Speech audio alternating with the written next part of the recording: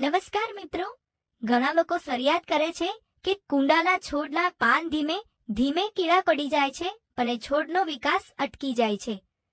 પરંતુ શું તમે જાણો છો કે આ સમસ્યાનું મુખ્ય કારણ મોટાભાગે આપણી જ કેટલીક ભૂલો હોય છે?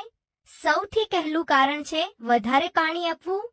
માટી સતત ભીની રહે તો મૂળને પૂરતો ઓક્સિજન મળતો નથી અને મૂળ સડવા લાગે છે. બીજું કારણ છે પોષક તત્વની ઉણપ, ખાસ કરીને નાઇટ્રોજનની કમી, જેના કારણે પાનનો લીલો રંગ ફીકો પડી જાય છે. ત્રીજું કારણ છે પૂરતો સૂર્યપ્રકાશ ન મળવો. મોટાભાગના ફૂલ અને શાકભાજીના છોડને રોજના 4 થી 6 કલાક તડકો જરૂરી હોય છે.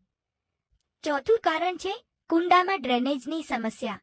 જો પાણી બહાર ન નીકળે તો મૂળ નબળા પડી જાય છે. અને પાંચમું કારણ છે જૂની, કઠણ અને નિર્જીવ માટી, જે મૂળના વિકાસને રોકે છે. આ સમસ્યાથી બચવા માટે જરૂર મુજબ જ પાણી આપો, વર્મી કમ્પોસ્ટ અથવા ગાયનું સડેલું ખાતર ઉમેરો, માઇકોરાઇઝાનો ઉપયોગ કરો અને સારા ડ્રેનેજવાળો કુંડો પસંદ કરો.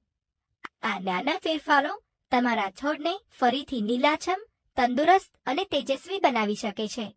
આવી જ ઓર્ગેનિક ખેતી અને ગાર્ડનિંગની ઉપયોગી માહિતી માટે ફોલો કરો @organic by વિજય.